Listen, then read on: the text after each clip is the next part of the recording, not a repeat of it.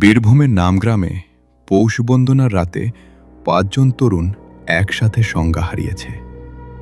৭ দিন হয়ে গেছে, জাগছে না।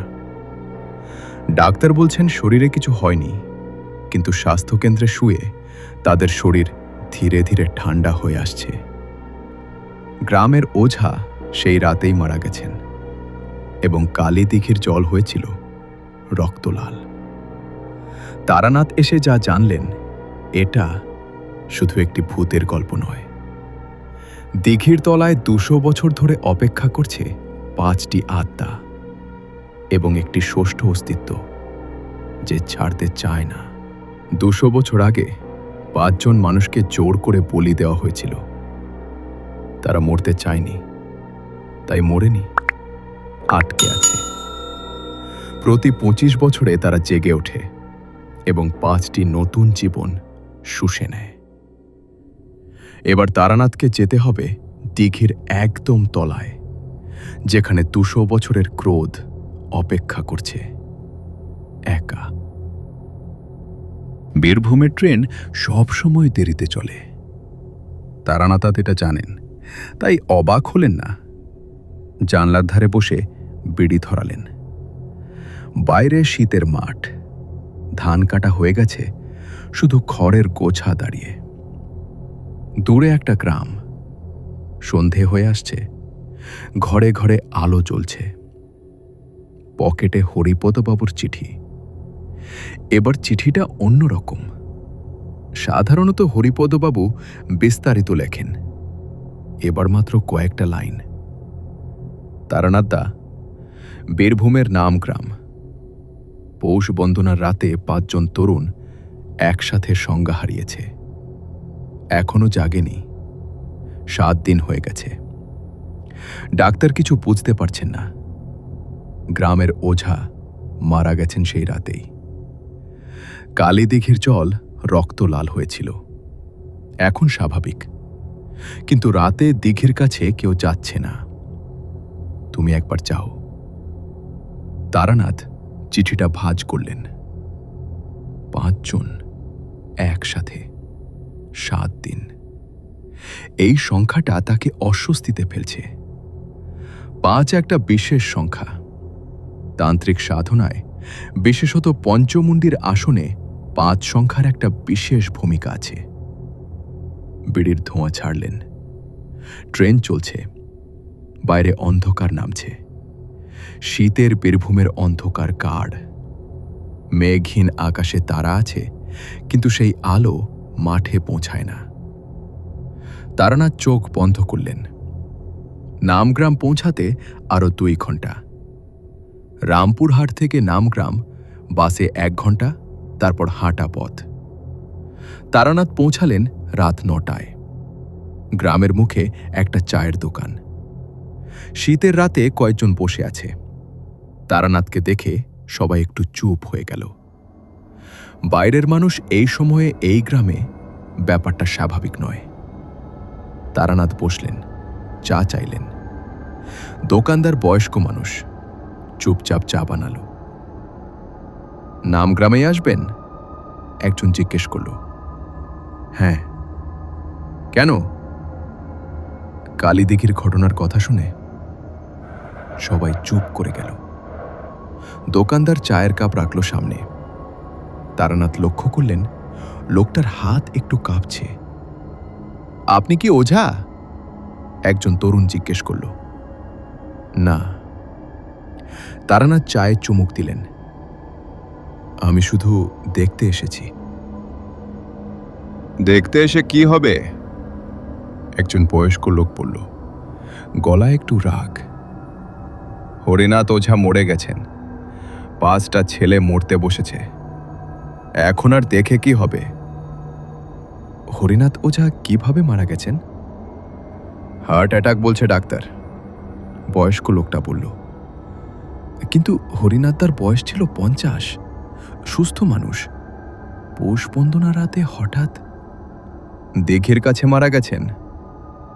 লোকটা থামল, তারপর বলল, হ্যাঁ। তারানাথ চা শেষ করলেন। ৫ জন ছেলে কোথায় আছে এখন? আহ, গ্রামের স্বাস্থ্যকেন্দ্রে। ডাক্তার বলছে শরীরে কিছু হয়নি, কিন্তু জ্ঞান নেই। আমাকে নিয়ে যাবেন? স্বাস্থ্যকেন্দ্রটা ছোট, দুটো ঘর, ভেতরে 5টা খাট পাশাপাশি। 5 জন তরুণ শুয়ে আছে। বয়স কারো 18 থেকে 22-এর বেশি নয়। শ্বাস চলছে স্বাভাবিক। শরীরে কোনো আঘাতের চিহ্ন নেই, কিন্তু চোখ বন্ধ, ডাকলে সাড়া নেই। তারানাথ একজনের কাছে গেলেন, হাতে হাত রাখলেন।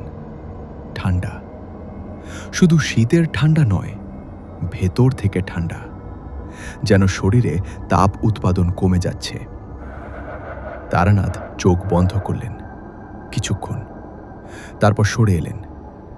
একটু দূরে দাঁড়ানো সেই বয়স্ক লোকটি নাম জানলেন বিনোদ মণ্ডল, গ্রামের মোড়ল। এদের শরীরে আত্মা আছে? তারানাথ জিজ্ঞেস করলেন। বিনোদ মণ্ডল চমকালেন। মানে? মানে এরা বেঁচে আছে, কিন্তু ভেতর থেকে কিছু একটা টানছে, যেন কেউ দড়ি দিয়ে বেঁধে রেখেছে। তারানাথ বললেন, আর সেই দড়ির অন্য প্রান্ত কালী দিঘিতে। বিনোদ মণ্ডল চুপ করে রইলেন। এদের কতদিন আছে? তারানাথ জিজ্ঞেস করলেন। ডাক্তার বলছে। ডাক্তারের কথা নয়, তারানাথ বললেন। হরিনাথ ওঝা কিছু বলে গেছেন মরার আগে? বিনোদ মণ্ডল একটু থামলেন, তারপর বললেন, বলেছিলেন, কিন্তু সবাই শুনতে পায়নি, শুধু তার ছেলে শুনেছিল। কি বলেছিলেন? বলেছিলেন 7 রাত, 7 রাতের বেশি নয়। তারানাথ মাথা নাড়লেন। আজকে কততম রাত? আজ 7-এর মধ্যে 5। বিনোদ মণ্ডল বললেন, মানে আর 2টো রাত বাকি। তারানাথ দরজার দিকে হাঁটলেন। হরিনাথ ওঝার ছেলের সাথে কথা বলতে হবে। হরিনাথ ওঝার বাড়ি গ্রামের দক্ষিণে, ছোট মাটির বাড়ি, সামনে একটা তুলসী মঞ্চ, উঠোনে এখনো শোকের ছাপ, মাটিতে আলপনা মলিন হয়ে আছে। হরিনাথের ছেলে গোবিন্দ, বয়স বছর 25, রোগা, লম্বা, চোখে ঘুম নেই কতদিন ধরে। তারানাথকে দেখে উঠে এলো। আপনি তারানাথ বাবু, কলকাতা থেকে? হ্যাঁ। তোমার বাবার শেষ কথাটা বলো। গোবিন্দ একটু বসল উঠোনে মাটিতে। তারানাথও বসলেন পাশে। বাবা পৌষ বন্দনার আগে থেকেই অস্থির ছিলেন। গোবিন্দ বলছিলেন এবার কালী দিঘিতে পৌষ বন্দনা হওয়া উচিত নয়, কিন্তু গ্রামের ছেলেরা শোনেনি। কেন বলছিলেন? বাবা বলতেন প্রতি 25 বছরে কালী দিঘি জেগে ওঠে। শেষবার জেগেছিল 25 বছর আগে, তখনও 5 জন। গোবিন্দ থামল। 5 জন কি হয়েছিল? মারা গিয়েছিল। গোবিন্দ বলল গলা নিচু। বাবা সেটা ঠেকিয়েছিলেন, কিন্তু এবার বাবা আর নেই। তারানাথ চুপ করে রইলেন। সেই রাতে বাবা দিঘির পাড়ে গিয়েছিলেন একা। আমি পেছনে গিয়েছিলাম। দিঘির পাড়ে পৌঁছে দেখি গোবিন্দের গলা কাঁপছে। দিঘির জল লাল হয়ে গেছে। বাবা দিঘির দিকে তাকিয়ে কিছু একটা বলছেন, তারপর হঠাৎ থেমে গেলেন। আমি দৌড়ে গেলাম। বাবা মাটিতে পড়ে গেছেন। মরার আগে কি বললেন? গোবিন্দ একটু থামল। বললেন 50 বছর আগে দিঘি খোঁড়া হয়েছিল। এরকম ভৌতিক গল্প পেতে কিন্তু চ্যানেল দিঘি সাবস্ক্রাইব খোঁড়ার করুন আর আগে বেল আইকনে ক্লিক করুন। সেখানে ছিল একটা আসন, পঞ্চমুণ্ডির আসন। সেই আসন কেউ ভাঙেনি, দিঘির জল তার উপর দিয়ে। প্রতি 25 বছরে আসনটা জেগে ওঠে। 5টা আত্মা চায়। তারানাথ সোজা হয়ে বসলেন। পঞ্চমুণ্ডির আসন, তাহলে অনুমান ঠিক ছিল। বাবা আর কিছু বলেছিলেন? বলেছিলেন 3টে জিনিস জানতে হবে। কে বসিয়েছিল আসন, কেন বসিয়েছিল, এবং কোথায় আছে বাঁধনের মূল। গোবিন্দ তাকালো। বাবা আর বলতে পারেননি। বাবার কোনো বই, ডায়েরি আছে? গোবিন্দ উঠল, ঘরে গেল। ফিরে এলো একটা পুরনো খাতা নিয়ে। মলাট ছিঁড়েছে, পাতা হলুদ। বাবার লেখা, সব লিখে রাখতেন। তারানাথ খাতাটা নিলেন। আজ রাতে কালীদিঘিতে যাব, তারানাথ বললেন। গোবিন্দ চমকালে। একা? হ্যাঁ, কিন্তু তুমি আসবে না, তারানাথ বললেন দৃঢ়ভাবে। তোমার বাবা গেছেন, তুমি যাবে না। গোবিন্দ চুপ করে রইল। রাত তখন 11টা। তারানাথ একা হাঁটছেন কালীদিঘির দিকে। শীতের রাত। আকাশে তারা আছে, কিন্তু চাঁদ নেই। মাঠের উপর দিয়ে হাওয়া বইছে। কাটা ধানের গন্ধ আর মাটির গন্ধ মিলিয়ে একটা বিশেষ গন্ধ, যেটা শুধু বীরভূমের শীতে পাওয়া যায়। তারানাথের হাতে হরিনাথ ওঝার খাতা। পড়েছেন পথে আস্তে আস্তে, টর্চের আলোয়। খাতায় অনেক কথা। একটা অংশ তারানাথকে থামিয়ে দিয়েছে। হরিনাথ লিখেছেন, কালীদিঘি খোঁড়া হয়েছিল 1935 সালে, কিন্তু এই জায়গায় আরও আগে থেকে একটা শুকনো পুকুর ছিল। সেই পুকুরের তলায় ছিল একটি পাথরের চাকতি। পঞ্চমুণ্ডির আসন। যিনি বসিয়েছিলেন তার নাম পাওয়া যায় না। শুধু জানা যায় তিনি এই গ্রামের মানুষ ছিলেন না, বাইরে থেকে এসেছিলেন। 5টি মানুষ বলি দিয়েছিলেন। সেই 5টি আত্মা আসনে বন্দী। প্রতি 25 বছরে তারা শক্তি সংগ্রহ করে, 5টি জীবন শুষে। আমার বাবা 1973 সালে এটা আটকেছিলেন। আমি আটকেছিলাম 1998 সালে। কিন্তু আসন ভাঙিনি। আসন ভাঙতে হলে 5টি বন্দী আত্মাকে মুক্ত করতে হবে। সেটা কিভাবে করতে হয় আমি জানি না। বাবা জানতেন, কিন্তু বাবা বলে যাননি। তারানাথ থামলেন। সামনে কালীদিঘি। দিঘিটা বড়। রাতের আকাশের তারার আলোয় জলের উপরিভাগ আবছা দেখা যায়। স্থির জল, কোনো ঢেউ নেই। বাতাস বইছে, কিন্তু জলে কোনো কম্পন নেই। যেন জলটা সাধারণ জল নয়। পাড়ে একটা বিশাল বটগাছ, শতবর্ষী। ঝুড়ি নেমেছে অনেক। অন্ধকারে ঝুড়িগুলো দাঁড়িয়ে থাকা মানুষের মতো দেখাচ্ছে। তারানাথ দিঘির পাড়ে দাঁড়ালেন। চুপ করে দাঁড়িয়ে দাঁড়িয়ে রইলেন কিছুক্ষণ। শুনলেন। শীতের রাতে সাধারণত ঝিঁঝি পোকা শব্দ থাকে। দূরে কুকুর ডাকে, বাতাসে পাতা নড়ে। এখানে কোনো শব্দ নেই, সম্পূর্ণ নিঃশব্দ। এই নিঃশব্দতা স্বাভাবিক নয়। তারানাথ বট গাছের কাছে গেলেন। একটা ঝুড়িতে হাত রাখলেন। ঠান্ডা, কিন্তু একটা স্পন্দন আছে, যেন গাছটা শ্বাস নিচ্ছে। তারানাথ মাটিতে বসলেন, পিঠ বট গাছে ঠেকিয়ে, দিঘির দিকে মুখ করে। পকেট থেকে একটা বিড়ি বের করলেন। ধরালেন না, শুধু হাতে রাখলেন। চোখ বন্ধ করলেন। প্রথম 5 মিনিট কিছু নেই। তারপর সেই ঠান্ডাটা এলো। এই ঠান্ডা বাতাসের ঠান্ডা নয়, মাটির নিচ থেকে উঠে আসা, দিঘির জলের নিচ থেকে। তারানাথ স্থির রইলেন। তারপর জলে একটা আলো দেখলেন, দিঘির মাঝখানে, জলের নিচে একটু নীলচে আলো, ছোট কিন্তু স্পষ্ট। তারানাথ চোখ খুললেন।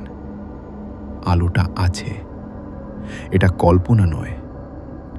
ধীরে ধীরে আলোটা বড় হচ্ছে এবং উপরে উঠছে, জলের নিচ থেকে জলের উপরিভাগের দিকে। তারানাথ উঠে দাঁড়ালেন। আলোটা জলের উপরে উঠে এলো। এখন দেখা যাচ্ছে একটা নয়, 5টা আলো, 5টা নীলচে আলোর বিন্দু দিঘির জলের উপরে স্থির ভাসছে। এবং তারপর একটা শব্দ জলের নিচ থেকে আসছে, গভীর, ভারী। মানুষের গলার শব্দ নয়, কিন্তু মানুষের মতো কিছু একটা, যেন অনেকগুলো কণ্ঠস্বর একসাথে মিলে একটা শব্দ তৈরি করছে। শব্দটা ভাষা নয়, কিন্তু তারানাথ বুঝতে পারলেন কান্না, 5টা আত্মার কান্না। তারানাথ দিঘির পাড়ে এগিয়ে গেলেন, জলের কাছে। আমি এসেছি, শান্তভাবে বললেন। 5টা আলো একটু কাঁপল। তোমাদের কথা জানি, তোমরা বন্দী, আমি মুক্ত করতে চাই। 5টা আলো আরও কাঁপল এবং তারপর হলো, দিঘির জল হঠাৎ ঘুরতে শুরু করল, ঘূর্ণাবর্ত, মাঝখান থেকে শুরু হয়ে চারপাশে ছড়াচ্ছে। 5টা আলো সেই ঘূর্ণাবর্তে মিলিয়ে গেল এবং সেই ঠান্ডাটা একটা ঢেউ হয়ে এলো। তারানাথের শরীরে লাগলো প্রচণ্ড, যেন বরফের দেওয়াল। তারানাথ তলে গেলেন, কিন্তু পড়লেন না। এবং বটগাছ থেকে একটা শব্দ, ছুরিগুলো নড়ছে।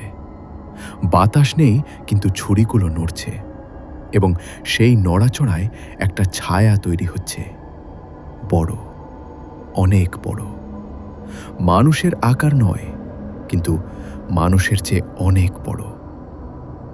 দিঘির দিক থেকে সেই ঘূর্ণাবর্তের শক্তি টেনে নিয়ে আকার মিচ্ছে। তারানাথ পকেট থেকে একটা জিনিস বের করলেন, লাল সুতোয় বাঁধা একটা ছোট তামার পাত, তাতে কিছু খোদাই করা, তার গরুর দেওয়া। সামনে ধরলেন, সেই ছায়া থামল, কিন্তু থামল না পুরোপুরি, ধীরে ধীরে এগোচ্ছে। তারানাথ একটু পিছিয়ে গেলেন। এটা 5টা বন্দি আত্মা নয়, এটা অন্য কিছু। যে শক্তি তাদের বন্দি করে রেখেছে সেটা পঞ্চমুণ্ডীর আসনের শক্তি, এবং এটা তারানাথকে চিনে ফেলেছে। সেই ছায়া হঠাৎ ছড়িয়ে পড়ল, কালো কুয়াশার মতো চারদিকে। তারানাথের শ্বাস ভারী হয়ে এলো, মাথার ভেতরে একটা চাপ। তারানাথ মাটিতে হাঁটু কেড়ে বসলেন, 2 হাতে মাটি স্পর্শ করলেন। এই মাটিতে কতজনের রক্ত পড়েছে। তারানাথ মাটির উপর দিয়ে সেই ইতিহাস অনুভব করলেন এবং মনে মনে বললেন, আমি জানি তুমি কি, তুমি জানো আমি কে। আজ রাতে নয়, কিন্তু আমি ফিরব। সেই কুয়াশা একটু সরল, যেন বুঝল। তারানাথ উঠলেন, শরীর ব্যথা করছে, কিন্তু দাঁড়ালেন। দিঘির দিকে শেষবার তাকালেন। জল স্থির হয়ে গেছে, আলোগুলো নেই, কিন্তু ঠান্ডাটা আছে। সেটা এখন তারানাথের পিছনে পিছনে আসছে, যেন পর্যবেক্ষণ করছে। তারানাথ হাঁটতে শুরু করলেন গ্রামের দিকে, পিছনে ফিরলেন না। গোবিন্দর বাড়িতে ফিরে তারানাথ সারা রাত হরিনাথ ওঝার খাতা পড়লেন। ভোরের আলো ফুটতে ফুটতে কিছু উত্তর পেলেন। খাতার শেষ দিকে একটা অংশ ছিল যেটা তারানাথ আগে পড়েননি। আসন বসানোর সময় যে তান্ত্রিক 5টি আত্মাকে বন্দী করেছিলেন, তিনি একটি ভুল করেছিলেন। তিনি বলি দেওয়ার আগে 5 জনের কাছ থেকে স্বেচ্ছায় সম্মতি নেননি। জোর করে বলি দিয়েছিলেন। এই কারণে 5টি আত্মা পুরোপুরি বন্দী হয়নি। তারা কাঁদতে পারে, এবং যে কাঁদতে পারে সে মুক্তি পেতে পারে যদি কেউ তাদের কান্না শুনতে পায়। তারানাথ খাতা বন্ধ করলেন। এটাই পথ। 5টি আত্মার কান্না শুনতে হবে, তাদের কথা শুনতে হবে, এবং তারপর যে বাঁধনে তারা আটকে সেই বাঁধন ছেড়তে হবে। কিন্তু সেই বাঁধন ছেড়তে হলে পঞ্চমুণ্ডির আশ্রমের কাছে যেতে হবে, দিঘির তলায়, মানসিক যাত্রায়। ভালো লাগলে চ্যানেলটা সাবস্ক্রাইব করুন, এবং লাইক সেখানে দিন আর বেল আইকনে সেই ক্লিক শক্তি করুন। অপেক্ষা করছে। তারানাথ উঠলেন। গোবিন্দ দরজায় দাঁড়িয়ে চা এনেছে। কিছু পেলেন? গোবিন্দ জিজ্ঞেস করল। পেলুম। তারানাথ চা নিলেন। কিন্তু আরো জানতে হবে। আজকের দিনটা দরকার। আর কাল রাতে? তারানাথ জানলার দিকে তাকালেন। বাইরে সকালের আলো, নাম গ্রামের মাঠে কুয়াশা, দূরে কালীদিঘি দেখা যাচ্ছে। কাল রাতে কালীদিঘিতে যাব, তারানাথ বললেন, এবং সেখান থেকে না ফেরা পর্যন্ত যাব না। গোবিন্দ চুপ করে রইল। তারানাথ চায়ে চুমুক দিলেন। 2টো রাত বাকি। 5টি আত্মা অপেক্ষা করছে, এবং তাদের পাহারা দিচ্ছে 150 বছরের পুরনো একটা অন্ধকার শক্তি, যেটা তারানাথকে চিনে ফেলেছে এবং অপেক্ষা করছে। সকালে তারানাথ বেরোলেন একা। গোবিন্দ সাথে যেতে চেয়েছিল। তারানাথ রাজি হননি। বললেন, তুমি বাড়িতে থাকো, আমি বিকেলের মধ্যে ফিরব। গ্রামের পুরনো মানুষদের সাথে কথা বলতে হবে, যারা 25 বছর আগের কথা জানে, যারা 50 বছর আগের কথা জানে। নামগ্রাম ছোট গ্রাম, 300 ঘরের বেশি নয়, কিন্তু পুরনো গ্রাম। রাস্তার দুধারে পুরনো গাছ, পুরনো বাড়ি। তারানাথ প্রথমে গেলেন গ্রামের পূব দিকে। সেখানে একটা পুরনো মন্দির, শিব মন্দির। পুরোহিত বৃদ্ধ মানুষ, নাম রামকিঙ্কর। রামকিঙ্কর মন্দিরের সামনে বসে পুজোর তোড়জোড় করছিলেন। তারানাথকে দেখে একটু অবাক হলেন। আপনি বাইরের মানুষ? হ্যাঁ, কলকাতা থেকে। তারানাথ বসলেন। কালীদিঘির ইতিহাস জানতে এসেছি। রামকিঙ্কর হাতের কাজ থামালেন। চোখে একটা ভাব এলো। কতটুকু জানতে চান? সব। রামকিঙ্কর একটু চুপ করে রইলেন। তারপর বললেন, বসুন, এটা লম্বা কথা। রামকিঙ্করের বয়স বছর 75। নাম গ্রামে জন্ম। এই গ্রাম ছেড়ে কখনো যাননি। গ্রামের প্রতিটা ঘটনা তার মনে আছে। কালীদিঘি খোঁড়া হয়েছিল 1935 সালে। রামকিঙ্কর বললেন, আমার বয়স তখন 5, কিন্তু বাবার কাছে শুনেছি। দিঘি খোঁড়ার সময় কিছু পাওয়া গিয়েছিল? রামকিঙ্কর তাকালেন। আপনি জানেন? অনুমান করছি। হ্যাঁ।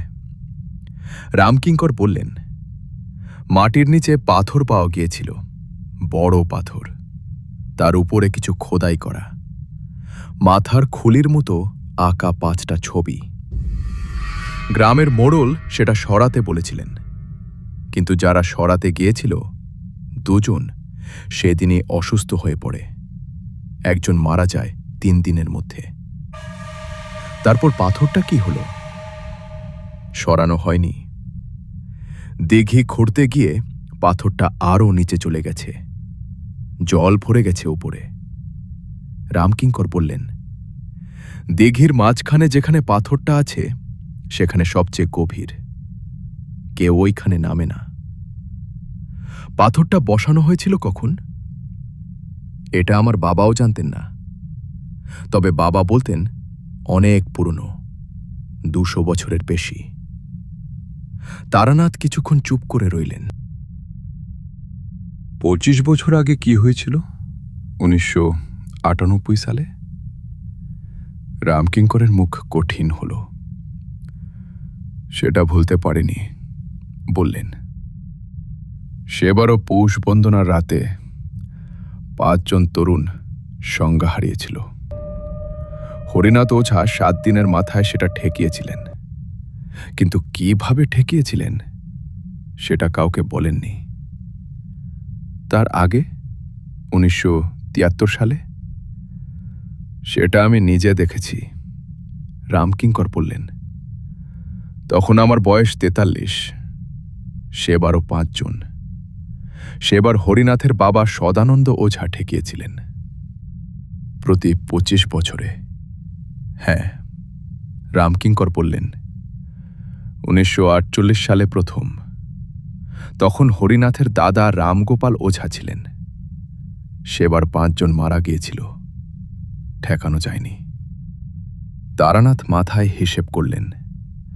1948, 1973, 1998, 2023, 25 বছর করে।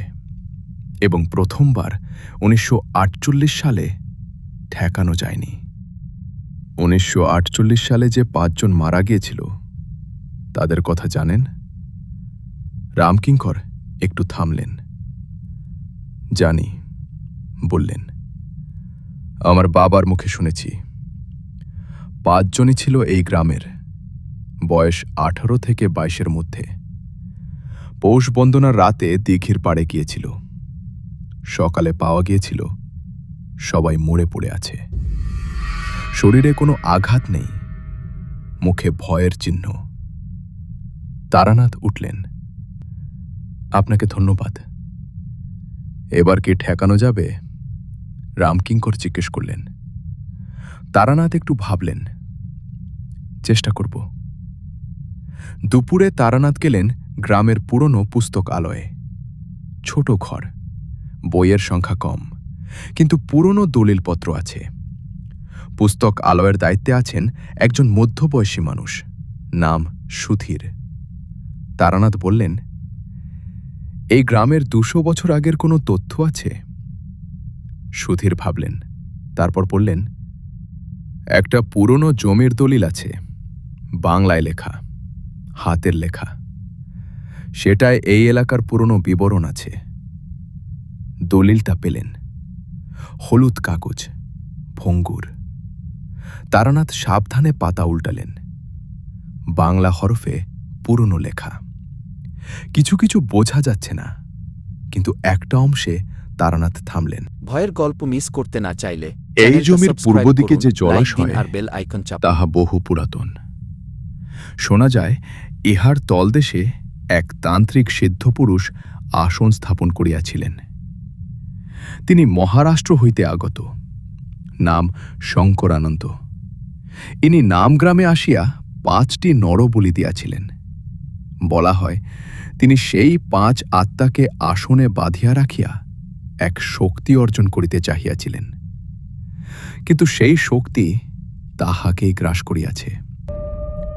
শঙ্করানন্দ আর ফিরিয়া যান নাই, তাহার দেহ পাওয়া যায় নাই।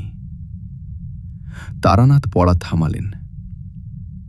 শঙ্করানন্দ, মহারাষ্ট্র থেকে আসা তান্ত্রিক, পঞ্চমুণ্ডের আসন বসিয়েছিলেন, 5টি নরবলি দিয়েছিলেন, কিন্তু শক্তি অর্জন করতে পারেননি। পঞ্চমুণ্ডের আসনে যদি স্বেচ্ছাবলি না হয়, তাহলে শক্তি নিয়ন্ত্রণে আসে না, বরং তান্ত্রিককেই গ্রাস করে। শঙ্করানন্দ সেটা জানতেন না, অথবা জানতেন কিন্তু অহংকারে ভেবেছিলেন পারবেন, পারেননি। এবং সেই অসম্পূর্ণ আসন এখনো সক্রিয়। তারানাথ দলিল রাখলেন। একটা জিনিস পরিষ্কার হল, 5টি আত্মা স্বেচ্ছায় বলি হয়নি, জোর করে বন্দী হয়েছে। তারা মুক্তি চায়। এই চাওয়াটাই তাদের প্রতি 25 বছরে জাগিয়ে তোলে। কিন্তু আসনের শক্তি তাদের সেই চাওয়াকে ব্যবহার করে 5টি নতুন জীবন শোষণ করতে চায়। একটা নিষ্ঠুর চক্র। 5টি আত্মা মুক্তি চাইছে, কিন্তু তাদের সেই চাওয়াই নতুন বিপদ ডেকে আনছে। এই চক্র ভাঙতে হবে। বিকেলে তারানাথ ফিরলেন গোবিন্দর বাড়িতে। গোবিন্দ অপেক্ষা করছিল। কিছু জানতে পারলেন? অনেক কিছু। তারানাথ বসলেন। একটা প্রশ্ন করব। করুন। তোমার বাবার ঘরে কি কোনো বিশেষ জিনিস আছে? তান্ত্রিক সাধনার জিনিস, মাটির পাত্র, তামার পাত, কোনো পাথর? গোবিন্দ একটু ভাবল, তারপর উঠল। আসুন। ঘরের ভেতরে একটা পুরনো কাঠের বাক্স, তালাবন্ধ। বাবাই বাক্স কাউকে খুলতে দিতেন না। চাবি আছে? বাবার গলায় ছিল। তারানাথ বললেন, চাবিটা আনো। গোবিন্দ একটু থামল, তারপর ভেতরে গেল। ফিরে এলো একটা ছোট চাবি নিয়ে। তারানাথ বাক্স খুললেন। ভেতরে অনেক জিনিস, শুকনো গাছের ডাল, কালো কাপড়ে মোড়া কিছু, একটা তামার পাত, তাতে কিছু লেখা, একটা ছোট মাটির পাত্র, ভেতরে লাল রঙের কিছু শুকিয়ে আছে, এবং একটা ছোট খাতা, নতুন, হরিনাথের হাতের লেখা। তারানাথ খাতাটা নিলেন। প্রথম পাতায় লেখা, যদি আমি না থাকি এবং যদি কেউ এই বাক্স খোলে, তাহলে জানবে এই জিনিসগুলো কালী দিঘির জন্য। এগুলো ছাড়া কালী দিঘিতে যাওয়া বিপজ্জনক। তারানাথ বললেন, হরিনাথ লিখে গেছেন কোন জিনিস কিভাবে ব্যবহার করতে হয়। কালো কাপড়ে মোড়া জিনিসটা হলো একটা বিশেষ শিকড়, জলের নিচের শক্তিকে সাময়িক দুর্বল করে। তামার পাত্রায় লেখা একটি মন্ত্র, এটা 5 আত্মার সাথে যোগাযোগের সেতু। এবং মাটির পাত্রে লাল রঙের জিনিস, শুকনো কুমকুম। পঞ্চমুণ্ডির আসনের পাথরে এটা ছিটিয়ে দিলে আসনের শক্তি সাময়িক নিষ্ক্রিয় হয়। সাময়িক। তারানাথ খাতা বন্ধ করলেন। হরিনাথ জানতেন কিভাবে ঠেকাতে হয়, কিন্তু আসন ভাঙতে পারেননি। তাই প্রতি 25 বছরে একই ঘটনা ঘটেছে। এবার আসন ভাঙতে হবে, কিন্তু তার আগে 5টি আত্মার সাথে কথা বলতে হবে। রাত 9টায় তারানাথ বেরোলেন, একা। হরিনাথের বাক্স থেকে কিছু জিনিস নিয়েছেন, তামার পাত, কালো কাপড়ে মোড়া শিকড়, মাটির পাত্র এবং নিজের কিছু জিনিস। কালী দিঘির পাড়ে পৌঁছালেন রাত 9:30টায়। আজকের রাত আগের বারের চেয়ে আলাদা। আকাশে চাঁদ উঠেছে, পাতলা চাঁদ, আলো কম, কিন্তু আছে। সেই আলোয় দিঘির জল একটু দেখা যাচ্ছে। স্থির, অস্বাভাবিক রকম স্থির। তারানাথ বটগাছের কাছে গেলেন না। এবার দিঘির পাড়েই বসলেন, জলের একদম কাছে। পাথরে পাড়, ঠান্ডা। তারানাথ পা মুড়ে বসলেন। সামনে জল, হাতে তামার পাত। চোখ বন্ধ করলেন। মনে মনে সেই মন্ত্রটা পড়লেন যা হরিনাথের খাতায় লেখা ছিল। 1 বার, 2 বার, 3 বার। প্রথম 5 মিনিট কিছু হলো না। তারপর জলে একটা কম্পন, ছোট কিন্তু স্পষ্ট। ঢেউ নয়, কম্পন, যেন জলের নিচে কিছু একটা নড়ছে। তারানাথ চোখ বন্ধ রাখলেন। কম্পন বাড়ল, এবং তারপর সেই কান্না। গত রাতে শুনেছিলেন, আজ আরও স্পষ্ট। 5টা কণ্ঠস্বর, আলাদা আলাদা, কিন্তু একসাথে। একটা করুণ, একটা রাগী, একটা ক্লান্ত, একটা ভয়ার্ত, একটা প্রায় নিঃশব্দ। তারানাথ মনে মনে বললেন, আমি শুনছি। কান্না একটু থামল। তারপর সেই করুণ কণ্ঠস্বর, কে তুমি? আমি তারানাথ। তুমি কি আমাদের মুক্ত করতে পারবে? চেষ্টা করব, কিন্তু আমাকে জানতে হবে তোমরা কারা ছিলে।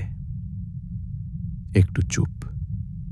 তারপর সেই করুণ কণ্ঠস্বর বলল, আমার নাম ছিল রামচরণ। এই গ্রামের মানুষ। বয়স ছিল ১৯।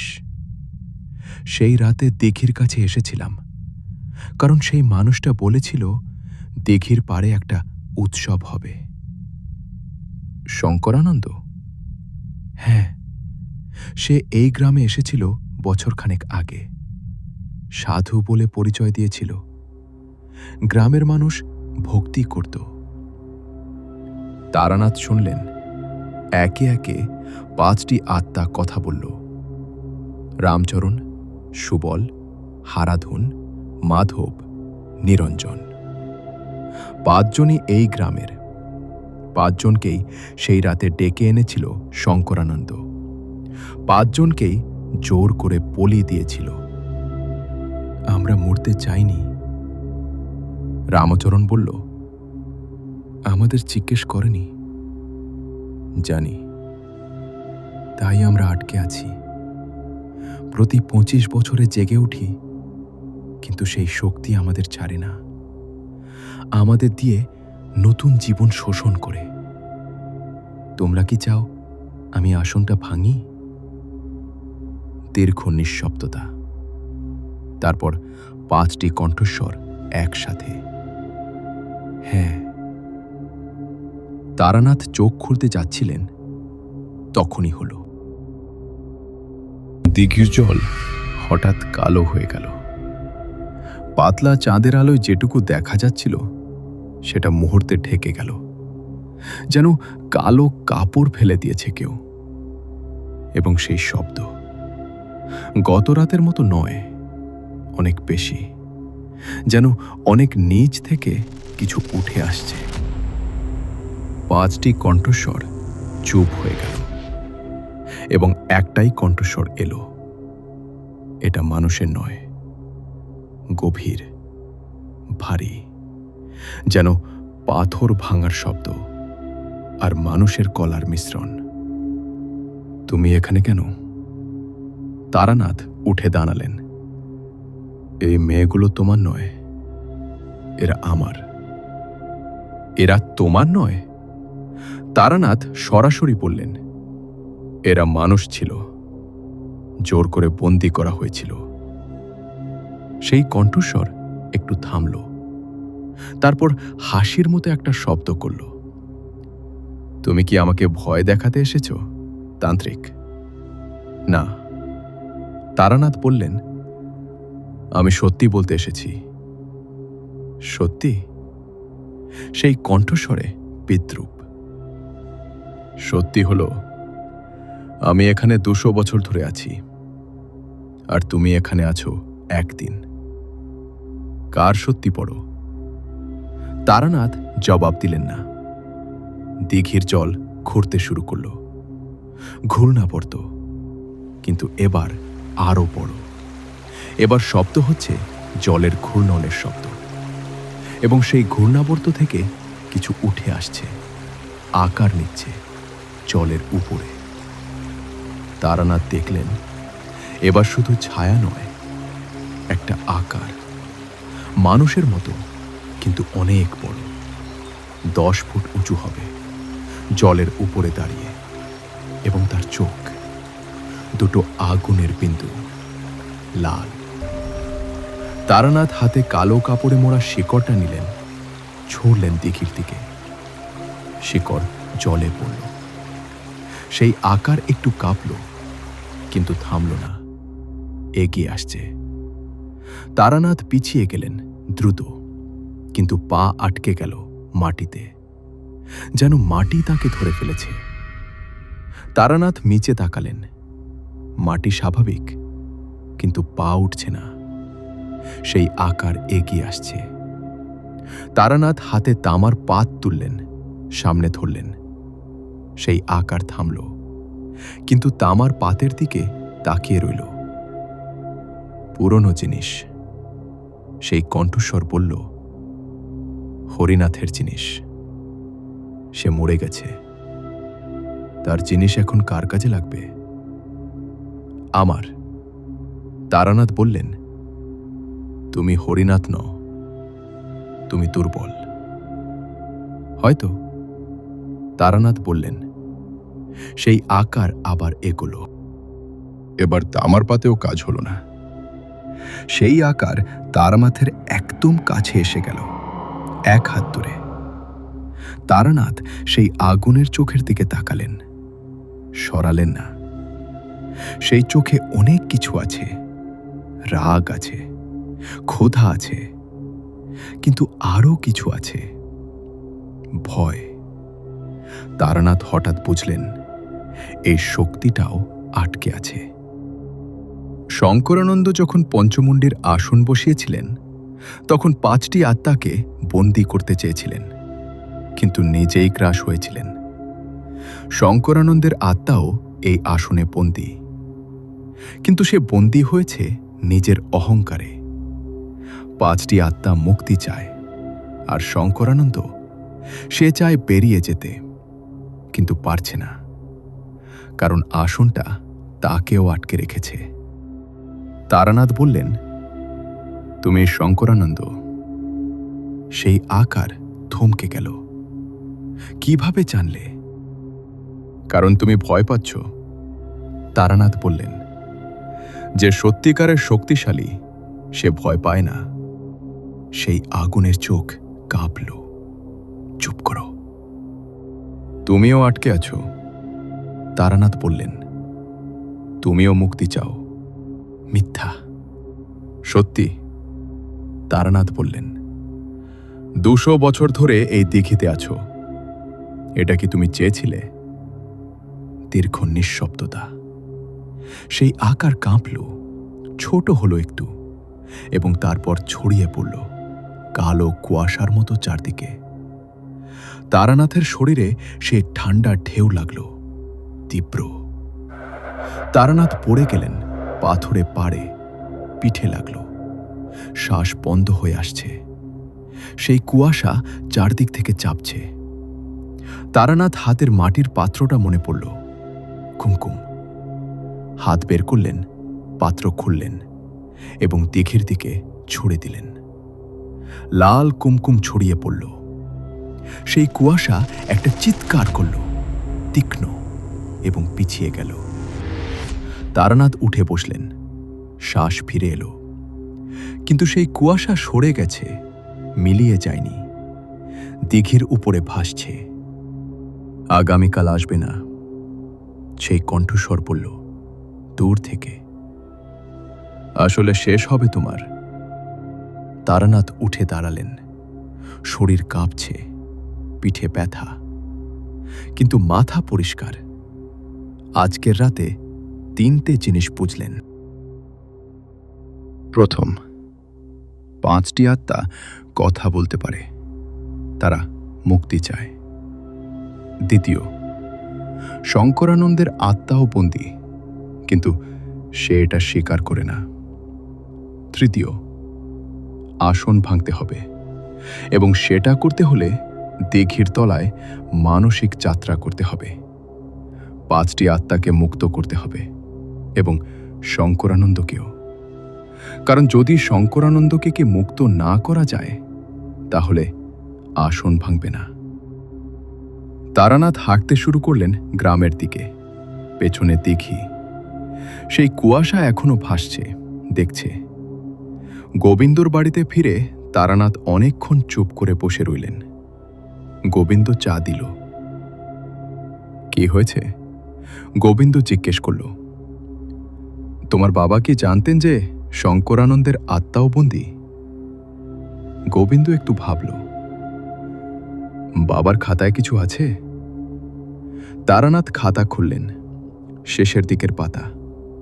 একটা জায়গায় পেলেন হরিনাথ লিখেছেন, 5 আত্মা ছাড়াও একটি ষষ্ঠ অস্তিত্ব আছে কালী দীঘিতে। সেটা মানুষের আত্মা, কিন্তু বিকৃত। এত বছর অন্ধকারে থেকে এবং নিজের অহংকারের কারণে সে আর স্বাভাবিক নেই। এই অস্তিত্বকে মোকাবিলা না করলে 5 আত্মাকে মুক্ত করা যাবে না। কিন্তু এই অস্তিত্বকে মোকাবিলা করার শক্তি আমার নেই। তারানাথ খাতা বন্ধ করলেন। হরিনাথ জানতেন, কিন্তু পারেননি। কাল রাত শেষ রাত। তারানাথ বললেন, আমি জানি। গোবিন্দ বলল, আমাকে কি কিছু করতে হবে? তারানাথ একটু ভাবলেন। একটা কাজ করবে। কি? কাল বিকেলে 5 জনের বাড়িতে যাও। যে 5 জন কোমায় আছে তাদের বাড়িতে। তাদের পরিবারের কাছ থেকে একটা জিনিস নিয়ে আসবে। কি জিনিস? যে কোনো একটা জিনিস যেটা সেই ছেলেরা ভালোবাসত। পুরনো কিছু, ছোটবেলার কিছু, যেটায় তাদের স্মৃতি আছে। গোবিন্দ মাথা নাড়ল। তারানাথ উঠলেন। ঘুমাবো বললেন। কাল রাতে অনেক শক্তি লাগবে। গোবিন্দ কিছু বলল না। তারানাথ শুলেন, কিন্তু ঘুম আসছে না। চোখ বন্ধ করে ছাদের দিকে তাকিয়ে রইলেন। কাল রাতে কালী দিঘির তলায় যেতে হবে, মানসিক যাত্রায়। সেখানে শঙ্করানন্দ অপেক্ষা করছে 200 বছরের ক্রোধ নিয়ে, এবং 5টি আত্মা অপেক্ষা করছে 200 বছরের কান্না নিয়ে। তারানাথ চোখ বন্ধ করলেন। ঘুম এলো, কিন্তু স্বপ্নে দেখলেন একটা দিঘি, কালো জল, এবং জলের নিচে 5টা আলো কাঁদছে। ভোরে উঠে তারানাথ একটা কাজ করলেন। স্বাস্থ্যকেন্দ্রে গেলেন। 5 জন তরুণ শুয়ে আছে। শ্বাস চলছে, কিন্তু দুর্বল হচ্ছে। চামড়া একটু নীলচে হয়ে আসছে। তারানাথ একজনের পাশে বসলেন, হাত রাখলেন। সেই ঠান্ডা এখনো আছে, কিন্তু আগের চেয়ে বেশি, যেন আরো শুষে নেওয়া হচ্ছে। তারানাথ চোখ বন্ধ করলেন। মনে মনে বললেন, শোনো, আমি আসছি আজ রাতে। একটু সময় দাও। কিছু নেই। তারপর একটু উষ্ণতা হাতে, যেন কেউ হাত চেপে ধরল। তারানাথ চোখ খুললেন। ছেলেটার হাত, আঙুল একটু নড়েছে। তারানাথ উঠলেন। ডাক্তার দরজায় দাঁড়িয়ে দেখছিলেন অবাক চোখে। এরা কি বাঁচবে? ডাক্তার জিজ্ঞেস করলেন। হ্যাঁ, তারানাথ বললেন। কিন্তু কিভাবে? আমি চিকিৎসা করছি, কিন্তু চিকিৎসা চালিয়ে যান, তারানাথ বললেন। আজ রাতে সব ঠিক হবে। ডাক্তার অবিশ্বাসী চোখে তাকালেন। তারানাথ বেরিয়ে গেলেন। দিনটা কাটল প্রস্তুতিতে। তারানাথ হরিনাথের বাক্সের জিনিসগুলো দেখলেন। কোনটা কিভাবে ব্যবহার করতে হবে ভাবলেন। বিকেলে গোবিন্দ ফিরল, হাতে 5টা জিনিস। একটা ছোট পাথর, একজনের মায়ের কাছ থেকে, বলেছেন ছেলে নদী থেকে কুড়িয়ে এনেছিল ছোটবেলায়। একটা ছেঁড়া ফুটবল, একজনের বাবার কাছ থেকে, বলেছেন এই বলে প্রথম গোল করেছিল ছেলে। একটা পুরনো ছবি, একটি মেয়ের, একজনের মানি ব্যাগে ছিল। একটা সুতোর বালা, একজনের বোনের হাতে বাঁধা ছিল, খুলে দিয়েছে। একটা ছোট মাটির গণেশ, একজনের ঠাকুমার দেওয়া। তারানাথ জিনিসগুলো হাতে নিলেন, একটু চোখ বন্ধ করলেন। প্রতিটা জিনিসে উষ্ণতা আছে, ভালোবাসার উষ্ণতা, ঠিক যা দরকার। ভালো করেছ, তারানাথ গোবিন্দকে বললেন। সন্ধে হয়ে এলো। তারানাথ প্রস্তুত হলেন। আজকের রাত শেষ রাত, আর মাত্র কয়েক ঘন্টা। রাত 11টায় তারানাথ বেরোলেন। গোবিন্দ দরজায় দাঁড়িয়ে। আমি সাথে? না, তারানাথ বললেন দৃঢ়ভাবে। তুমি এখানে থাকবে। যদি ভোর 5টার মধ্যে না ফিরি তাহলে স্বাস্থ্যকেন্দ্রে যাবে, 5 জনকে দেখবে।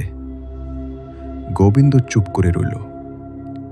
আর একটা কাজ, তারানাথ বললেন, যদি না ফিরি হরিপদ মুখার্জিকে চিঠি লিখবে কলকাতায়।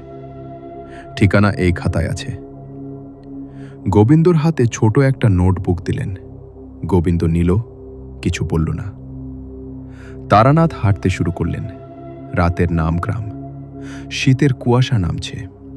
রাস্তায় কেউ নেই, সব বাড়িতে আলো নিভে গেছে।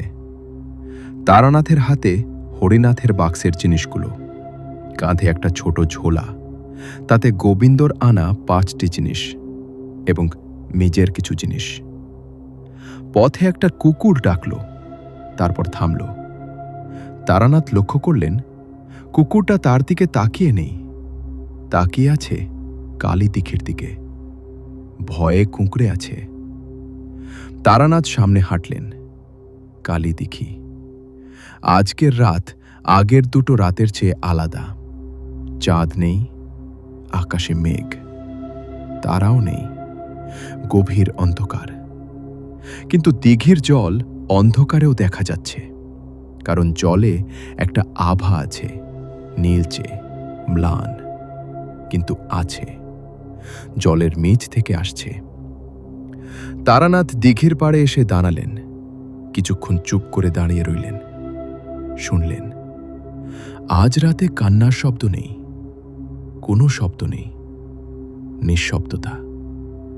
কিন্তু এই নিঃশব্দতায় একটা টান আছে, যেন দিঘিটা নিঃশ্বাস নিচ্ছে।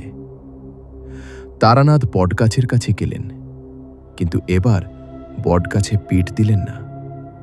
দিঘির পাড়েই বসলেন, একদম কিনারায়, পা দুটো সামনে ছড়িয়ে, জলের দিকে মুখ করে। ঝোলা থেকে 5টি জিনিস বের করলেন, সামনে রাখলেন। একটার পাশে আরেকটা, পাথর, ফুটবল, ছবি, বালা, মাটির গণেশ। তারপর হরিনাথের তামার পাত এবং শেষে নিজের একটি জিনিস। পকেট থেকে বের করলেন একটা ছোট পাথরের টুকরো, মসৃণ, কালো। তার গুরু দিয়েছিলেন, বলেছিলেন সবচেয়ে অন্ধকারে যখন যাবে এটা হাতে রাখবে। তারানাথ পাথরটা হাতের মুঠোয় নিলেন, চোখ বন্ধ করলেন। মানসিক যাত্রা শুরু হয় ধীরে। প্রথমে শরীর হালকা হয়, তারপর শ্বাস স্থির হয়, তারপর চারপাশের শব্দ মিলিয়ে যায়। তারানাথ এই পথ আগেও গেছেন, কিন্তু আজকের পথ আলাদা, কারণ আজকে নামতে হবে জলের নিচে। চোখের সামনে অন্ধকার, তারপর সেই অন্ধকারে একটু আলো দেখলেন, নীলচে, দিঘির জলের আভা। তারানাথ সেই আলোর দিকে হাঁটলেন মনে মনে। হাঁটতে হাঁটতে বুঝলেন নামছেন ধীরে ধীরে জলের ভেতর দিয়ে। কিন্তু ভেজা লাগছে না, ঠান্ডা লাগছে, তীব্র ঠান্ডা। তারানাথ নামতে থাকলেন। এক মুহূর্তে চারপাশ পুরোপুরি অন্ধকার হয়ে গেল। তারপর সেই নীলচে আলো আবার দেখা গেল। নিচে 5টা বিন্দু। তারানাথ সেদিকে এগোলেন। গভীরে যেতে যেতে একটা বাধা অনুভব করলেন, যেন কেউ ঠেলছে উপরের দিকে। তারানাথ থামলেন না। বাধা আরও তীব্র হল। এবার শুধু ঠেলা নয়, একটা শব্দ, সেই গভীর ভারী কণ্ঠস্বর, ফিরে যাও। তারানাথ বললেন, না, এখানে তোমার মৃত্যু আছে। হয়তো। তারানাথ বললেন, কিন্তু 5টি মানুষের জীবনও আছে। সেই কণ্ঠস্বর চুপ হয়ে গেল। তারানাথ আবার নামতে শুরু করলেন এবং একটু পরে পৌঁছালেন একটা জায়গা, দিঘির তলায়। কিন্তু এটা শুধু মাটি নয়, একটা বিশাল পাথরের চাকতি, গোলাকার, ব্যাস ২০ ফুট হবে। তার উপরে ৫টি মাথার খুলির ছবি খোদাই করা, পঞ্চমুণ্ডির আসন। চাকতির মাঝখানে ৫টি আলো, নীলচে, কাঁপছে। তারানাথ এগিয়ে গেলেন। কাছে যেতেই ৫টি আলো উজ্জ্বল হল এবং সেই ৫টি কণ্ঠস্বর। এলে? রামচরণ বলল, এলম। আমরা ভেবেছিলাম আসবে না, বলেছিলাম আসব। তারানাথ বললেন। ৫টি আলো কাঁপল, কিন্তু সে জানে তুমি এসেছ। সুবলের কণ্ঠস্বর, ভয়ার্ত। সে আসবে, আসুক। তারানাথ বললেন। চাকতির কাছে বসলেন, হাতের ৫টি জিনিস সামনে রাখলেন। পাথর, ফুটবল, ছবি, বালা, গণেশ। এগুলো কি? হারাধন বলল, তোমাদের জন্য যারা অপেক্ষা করছে তাদের দেওয়া। তারানাথ বললেন, ৫ জন তরুণের পরিবার, তারা ভালোবাসে। ৫টি আলো একসাথে কাঁপল। তারা বেঁচে আছে? মাধব বলল, এখনো, কিন্তু সময় কম। আমাদের মুক্ত করো, নিরঞ্জন বলল সবচেয়ে ক্ষীণ কণ্ঠে। করব, তারানাথ বললেন, কিন্তু তার আগে একটা কথা বলো। আসনটা ভাঙতে হলে কি করতে হবে তোমরা কি জানো? চুপ। তারপর রামচরণ বলল, আমরা জানি, কিন্তু সেটা করতে হলে তোমাকে চাকতির মাঝখানে বসতে হবে। ঠিক আছে, কিন্তু মাঝখানে বসলে সে আসবে এবং সে তোমাকে আটকাবে। আমি জানি। তুমি কি ভয় পাচ্ছ না? তারানাথ একটু ভাবলেন।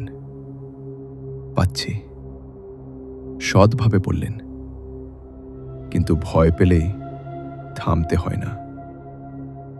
৫টি আলো আরেকবার কাঁপল, এবার আলাদাভাবে, যেন হাসছে। তারানাথ উঠলেন, চাকতির মাঝখানের দিকে হাঁটলেন। ৫টি আলো সরে গেল, পথ দিল। তারানাথ মাঝখানে এসে বসলেন এবং অপেক্ষা করলেন। বেশিক্ষণ অপেক্ষা করতে হলো না। চাকতির চারপাশ থেকে একটা কম্পন শুরু হলো। পাথর কাঁপছে এবং চারপাশের অন্ধকার গাঢ় হতে শুরু করল। গাঢ়, আরো গাঢ়, যেন আলো শোষণ করে নিচ্ছে। তারানাথের হাতের কালো পাথরটা গরম হয়ে উঠল এবং তারপর সেই আকার, এবার আগের চেয়ে অনেক বড়। এখানে সে নিজের জায়গায়, শক্তিশালী, মাথার মতো কিছু একটা, কিন্তু বিকৃত। চোখের জায়গায় দুটো লাল আগুন। তুমি আমার আসনে বসেছ, তোমার নয়, তারানাথ বললেন। এটা তোমার না, তুমি এই আসনের বন্দী। সেই আকার একটু থামল। আমি বন্দী নই, আমি এই আসনের মালিক। মালিক কারাগারে থাকে না, তারানাথ বললেন। তুমি ২০০ বছর ধরে এখানে আছো, তুমি বেরোতে পারছো না। মিথ্যা। সত্যি, তারানাথ বললেন। তুমি শঙ্করানন্দ, মহারাষ্ট্র থেকে এসেছিলে, শক্তি চেয়েছিলে, পাওনি। আসনই তোমাকে গ্রাস করেছে। সেই আকার কাঁপল রাগে। চুপ করো। তুমি বাড়ি ফিরতে চেয়েছিলে, তারানাথ বললেন, কিন্তু পারনি। তুমি মরতে চেয়েছিলে, সত্যিকারের মৃত্যু, কিন্তু পাওনি। তুমি আটকে আছো। চুপ করো। সেই আকার ঝাঁপিয়ে পড়ল। তারানাথের বুকে একটা প্রচণ্ড আঘাত। পিছিয়ে গেলেন, কিন্তু চাকতি থেকে সরলেন না। হাতের কালো পাথর তুললেন। সেই আকার থামল। এটা কি? আলো, তারানাথ বললেন।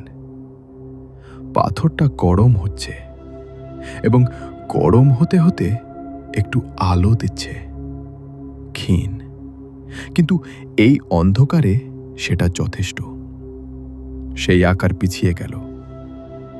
দূর করো। পারবো না, তারানাথ বললেন। সেই আকার আবার ঝাঁপিয়ে পড়ল, এবার অন্য দিক থেকে। তারানাথের মাথায় একটা ঘা লাগলো। মাথা ঘুরে গেল, কিন্তু তারানাথ চাকতিতে হাত দিলেন শক্ত করে, এবং সেই 5টি আলো এগিয়ে এলো। চাকতির চারপাশে ঘুরছে, রক্ষা করছে। সরো। সেই আকার 5টি আলোর দিকে বলল, না। রামচরণ বলল পরিষ্কার গলায়। সেই আকার রাগে গর্জন করল। এবার আক্রমণ হলো 5টি আলোর উপর। 5টি আলো কাঁপল, একটু ম্লান হল। তারানাথ বুঝলেন 5টি আত্মা দুর্বল। এরা তারানাথকে রক্ষা করতে পারবে না বেশিক্ষণ। দ্রুত কাজ করতে হবে। তারানাথ ঝোলা থেকে 5টি জিনিস বের করলেন। চাকতির 5টি মাথার খুলির ছবির উপর রাখলেন। পাথর, ফুটবল, ছবি, বালা, গণেশ। প্রতিটা রাখার সময় বললেন, এটা রামচরণের জন্য, এটা শুভলের জন্য, এটা হারাধনের জন্য, এটা মাধবের জন্য, এটা নিরঞ্জনের জন্য। 5টি আলো উজ্জ্বল হল। সেই আকার পিছিয়ে গেল। কি করছো?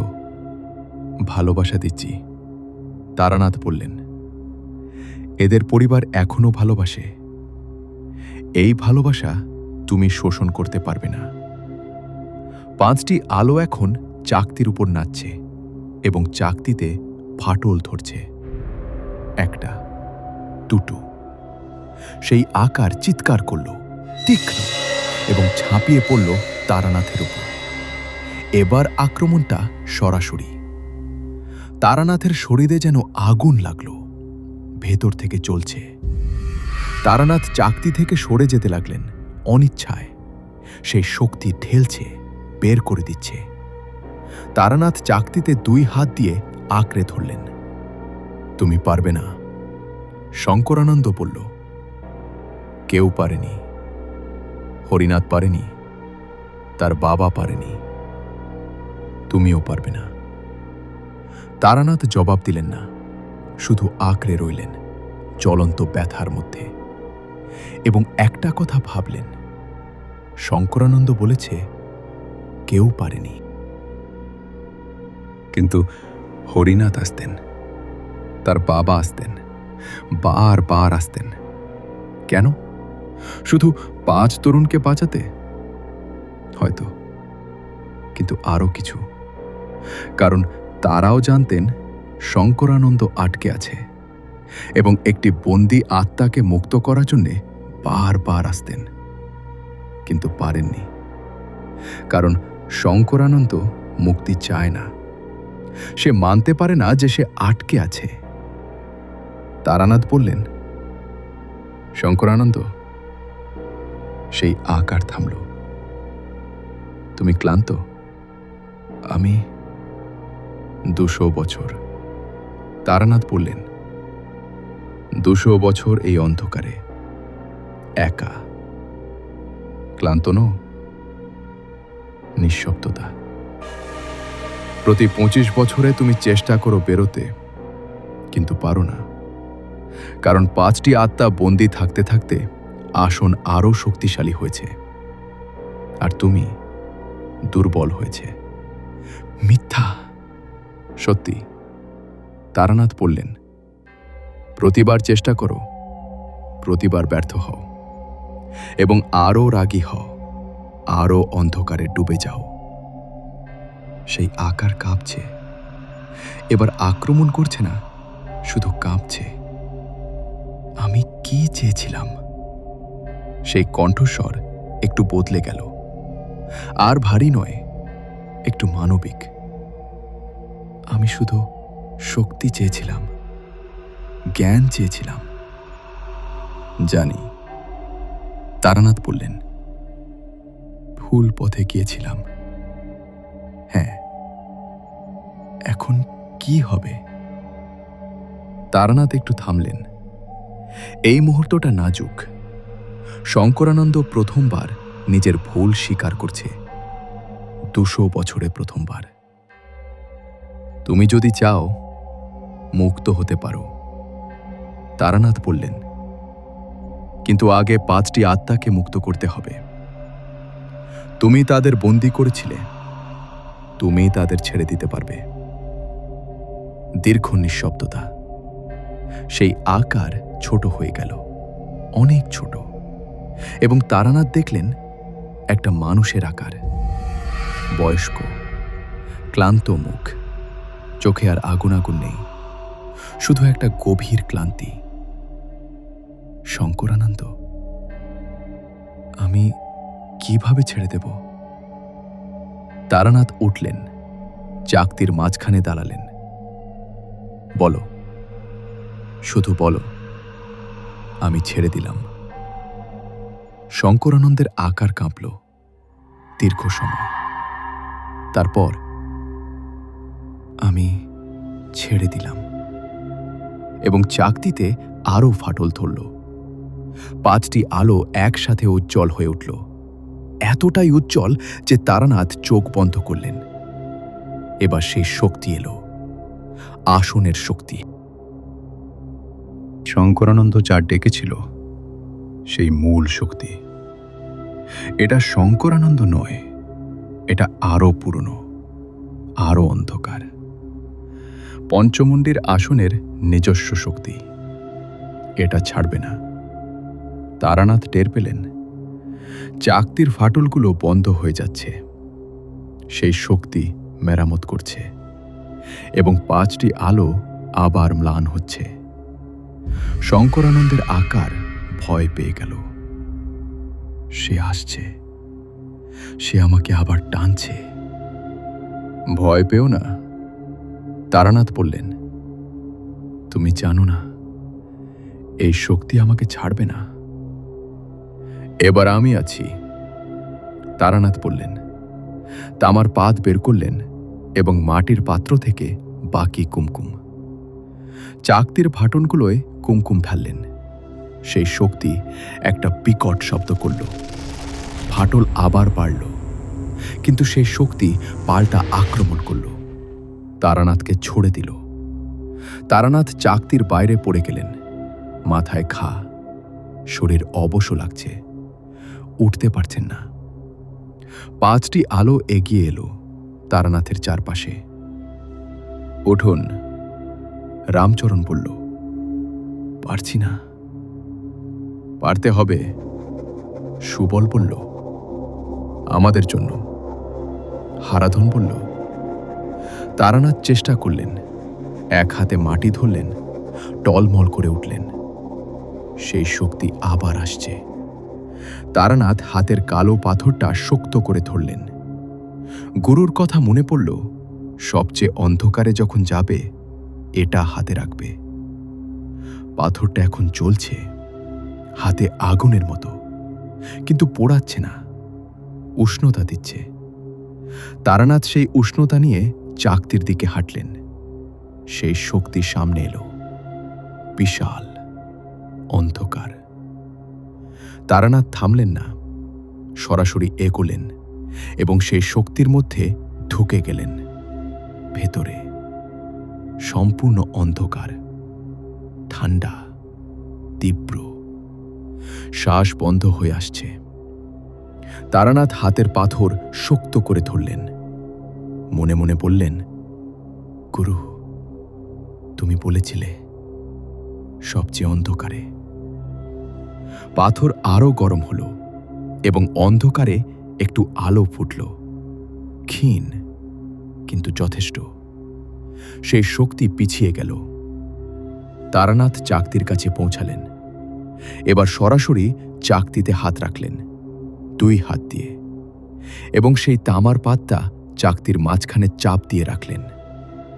চাকতি কাঁপল, ফাটল আরও বাড়ল। সেই শক্তি চিৎকার করল। তারানাথের মাথার মধ্যে সেই চিৎকার ঢুকে গেল।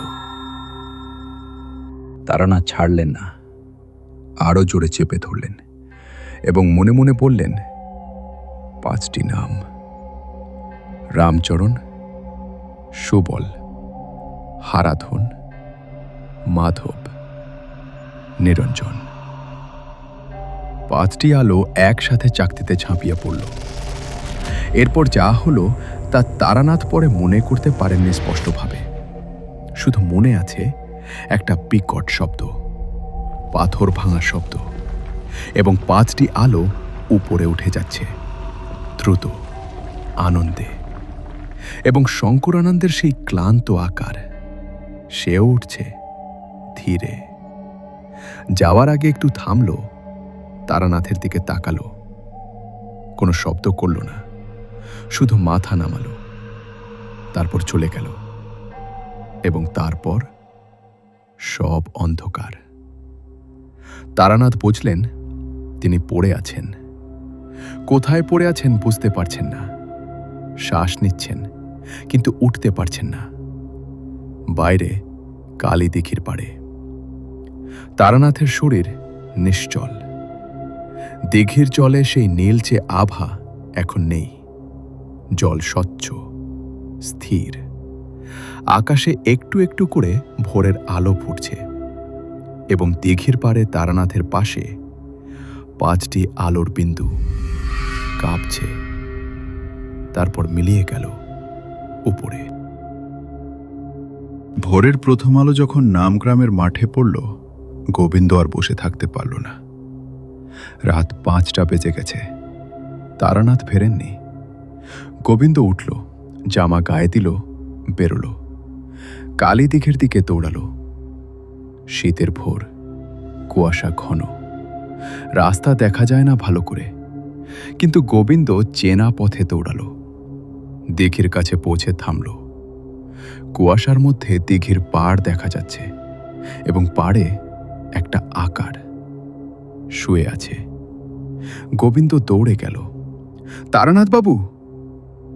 তারানাথ মাটিতে চিত হয়ে, চোখ বন্ধ, মুখ ফ্যাকাশে, হাতে সেই কালো পাথর শক্ত করে ধরা।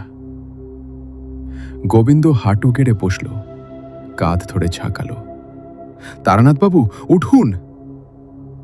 কিছু নেই। গোবিন্দ নাকের কাছে হাত দিল।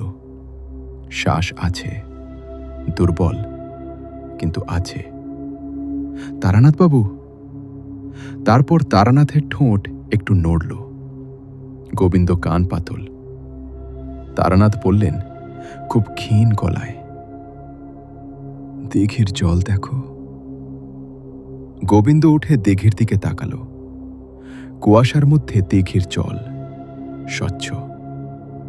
গতকাল পর্যন্ত যে ঘোলাটে ভাব ছিল নেই, যে নীলচে আভা ছিল নেই, শুধু সাধারণ জল। ভোরের আলোয় একটু একটু করে চকচক করছে। গোবিন্দ ফিরে তাকালো। তারানাথ চোখ খুলেছেন, ছাদের দিকে, মানে আকাশের দিকে তাকিয়ে। হয়েছে? গোবিন্দ জিজ্ঞেস করল। হ্যাঁ, তারানাথ বললেন। উঠতে পারবেন? একটু সময় দাও। গোবিন্দ পাশে বসে রইল। ভোরের আলো বাড়ছে। কুয়াশা একটু একটু করে সরছে। বটগাছটা দেখা যাচ্ছে। পাতা নড়ছে হাওয়ায়, স্বাভাবিক হাওয়ায়। দিঘিতে একটা পাখি নামল, জলের উপর বসল। গোবিন্দ অবাক হয়ে দেখল, গতকাল পর্যন্ত এই দিঘির কাছে কোনো পাখি আসত না।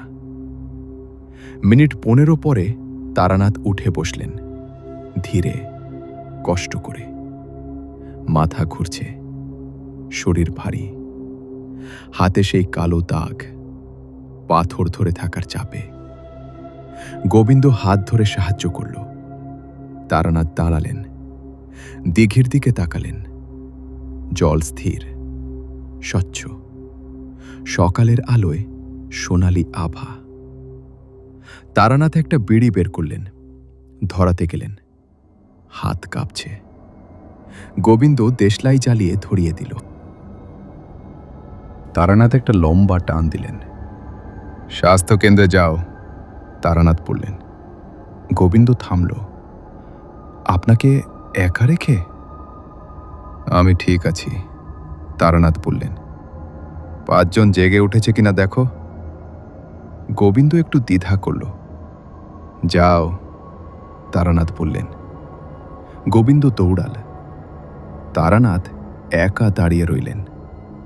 বিড়ির ধোঁয়া ছাড়লেন। দিঘির জলে একটা মাছ লাফ দিল, ছোট মাছ। তারানাথ দেখলেন, গতকাল পর্যন্ত এই দিঘিতে মাছ থাকলেও উপরে উঠত না, এখন উঠছে। জল বদলে গেছে। তারানাথ পাথরে পাড়ে বসলেন। শরীর ব্যথা করছে, কিন্তু মাথা পরিষ্কার। রাতের কথা ভাবলেন। শঙ্করানন্দ 200 বছর এই দিঘিতে আটকে ছিল, নিজের অহংকারে, নিজের ভুলের মধ্যে, এবং শেষমেশ মাথা নামিয়েছিল। সেই মুহূর্তটা তারানাথের মনে আছে। শঙ্করানন্দ মাথা নামিয়েছিল, কোনো কথা বলেনি, শুধু মাথা নামিয়েছিল এবং চলে গিয়েছিল। তারানাথ জানেন না সে কোথায় গেছে, সেটা তারানাথের জানার কথাও নয়, কিন্তু গেছে। এবং 5টি আত্মা, রামচরণ, সুবল, হারাধন, মাধব, নিরঞ্জন, তারাও গেছে আনন্দে। সেই আনন্দের কথা তারানাথ মনে রাখবেন। বিড়ি শেষ করলেন, উঠলেন। দিঘির দিকে একবার তাকালেন, তারপর হাঁটতে শুরু করলেন গ্রামের দিকে। স্বাস্থ্যকেন্দ্রের বাইরে তখন ভিড়। তারানাথ দূর থেকে দেখলেন, মানুষ জড়ো হয়েছে, কান্নার শব্দ, কিন্তু কান্না দুঃখের নয়, আনন্দের। তারানাথ কাছে গেলেন, ভিড় সরে গেল। ভেতরে 5 জন তরুণ জেগে উঠেছে। একজন উঠে বসেছে, মায়ের হাত ধরে আছে। মা কাঁদছেন, ছেলে কাঁদছে না, হাসছে। আরেকজন বাবার সাথে কথা বলছে, গলা দুর্বল কিন্তু কথা বলছে। বাকি 3 জন শুয়ে, কিন্তু চোখ খোলা, চারপাশ দেখছে। ডাক্তার একটু অবাক, একটু আনন্দিত মুখে দাঁড়িয়ে। তারানাথকে দেখে বললেন, সব স্বাভাবিক, একটু দুর্বল, কিন্তু সব স্বাভাবিক। তারানাথ মাথা নাড়লেন। গোবিন্দ তারানাথের পাশে এসে দাঁড়ালো, চোখে জল। বাবা পারেননি যেটা। গোবিন্দ বলল, তোমার বাবা পথ করে দিয়েছিলেন। তারানাথ বললেন, আমি শুধু হেঁটেছি। গোবিন্দ কিছু বলল না। সকালে বিনোদ মণ্ডল এলেন, হরিশঙ্কর এলেন, রামকিঙ্কর এলেন। গোবিন্দর বাড়িতে বসল সবাই। তারানাথ চা নিলেন। শরীর এখনো দুর্বল, কিন্তু মাথা পরিষ্কার। বিনোদ মণ্ডল জিজ্ঞেস করলেন, কি হয়েছিল, পুরোটা বলুন। তারানাথ বললেন, সব। পঞ্চমুণ্ডির আসন, শঙ্করানন্দ, 5টি আত্মা, রাতের যাত্রা। সবাই চুপ করে শুনলেন। রামকিঙ্কর একটু পরে বললেন, শঙ্করানন্দ শেষ পর্যন্ত মাথা নামিয়েছিল। হ্যাঁ। রামকিঙ্কর চুপ করে রইলেন। 200 বছর বললেন, 200 বছর পরে। তারানাথ কিছু বললেন না। বিনোদ মণ্ডল বললেন, কালীদিঘির কি হবে এখন? স্বাভাবিক দিঘি। তারানাথ বললেন, আর কোনো সমস্যা নেই, কিন্তু পঞ্চমুণ্ডির আসনটা ভেঙে গেছে। তারানাথ বললেন, মানসিক যাত্রায় যা হয় বাস্তবেও তার ছাপ পড়ে। দিঘির তলায় এখন শুধু পুরনো পাথরের টুকরো। বিনোদ মণ্ডল একটু ভাবলেন, তারপর বললেন, দিঘিটা ঠিক করতে হবে, পার বাঁধাতে হবে, পরিষ্কার করতে হবে। দিয়ে হবে। হ্যাঁ, তারানাথ বললেন, এখন করা যাবে। দুপুরে তারানাথ একটু শুলেন, ঘুম এলো না। শুয়ে শুয়ে ভাবলেন, 5টি আত্মা, রামচরণ, সুবল, হারাধন, মাধব, নিরঞ্জন। এরা 200 বছর আগের মানুষ, কিন্তু শেষ পর্যন্ত কথা বলেছিল, সাহায্য করেছিল, এবং সেই 5টি জিনিস, পাথর, ফুটবল, ছবি, বালা, গণেশ, সেগুলো কাজে লেগেছিল। কারণ ভালোবাসা কাজ করে, এমনকি অন্ধকারের মধ্যেও। তারানাথ উঠলেন, ঝোলাটা খুঁজলেন। 5টি জিনিস নেই। রাতের যাত্রায় চাকতিতে রেখে এসেছিলেন, সেগুলো এখন দিঘির তলায়। কিন্তু সেটা ঠিকই আছে, ওগুলো সেখানেই থাকুক। বিকেলে গোবিন্দ একটা কাজ করল। স্বাস্থ্যকেন্দ্রে গেল। 5 জনের পরিবারকে একসাথে নিয়ে এলো গোবিন্দর বাড়িতে। তারানাথ বসেছিলেন উঠোনে। 5 জনের মায়েরা এলেন, বাবারা এলেন, ভাই বোনেরা এলেন। সবাই তারানাথকে দেখলেন, কেউ কিছু বলল না। একজন মা এগিয়ে এলেন, বয়স্ক মানুষ, হাতে একটা ছোট থালা, তাতে কিছু মিষ্টি। তারানাথের সামনে রাখলেন। তারপর মাথা নামালেন। তারানাথ অস্বস্তিতে পড়লেন। এটা করবেন না বললেন। মা মাথা তুললেন, চোখে জল। আমার ছেলে ফিরে এসেছে বললেন। তারানাথ কিছু বললেন না। মিষ্টি নিলেন, একটা মুখে দিলেন। উঠোনে একটু চুপ থাকলো সবাই। তারপর গোবিন্দ বলল, চা হবে, এবং একটু একটু করে কথা শুরু হলো। সন্ধেবেলায় তারানাথ বললেন, কাল সকালে ফিরব। গোবিন্দ বলল, আর একটু থাকুন, কাজ শেষ। তারানাথ বললেন, থেকে কি করব? গোবিন্দ চুপ করে রইল। তারপর বলল, আপনার কাছে একটা কথা জিজ্ঞেস করব? করো। বাবা পারেননি, তার বাবাও পারেননি, আপনি পারলেন কিভাবে? তারানাথ একটু ভাবলেন। তোমার বাবা আর তার বাবা শঙ্করানন্দকে শুধু শত্রু মনে করতেন। তারানাথ বললেন, আমি মনে করেছিলাম সেও একটা বন্দী আত্মা। গোবিন্দ চুপ করে শুনল।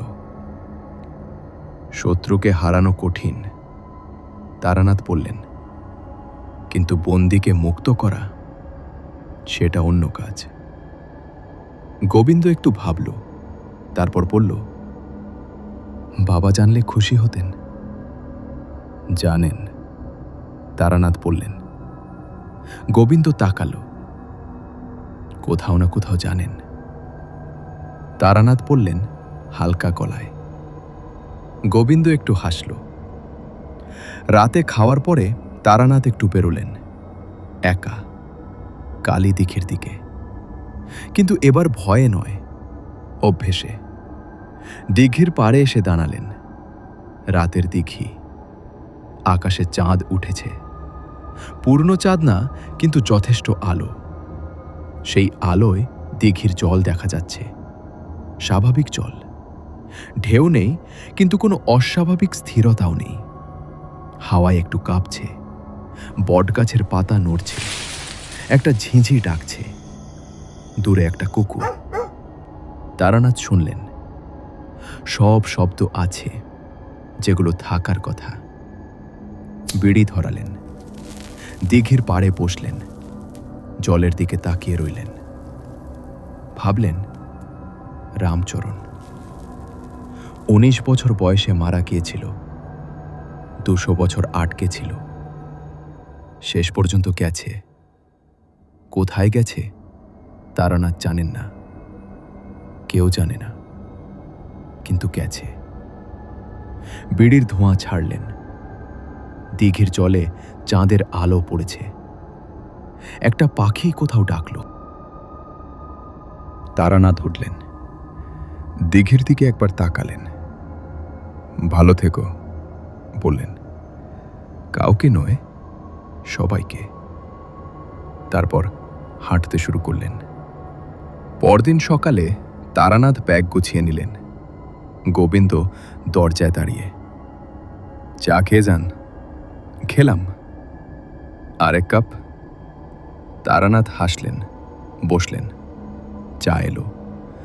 দুজন চুপ করে খেলেন।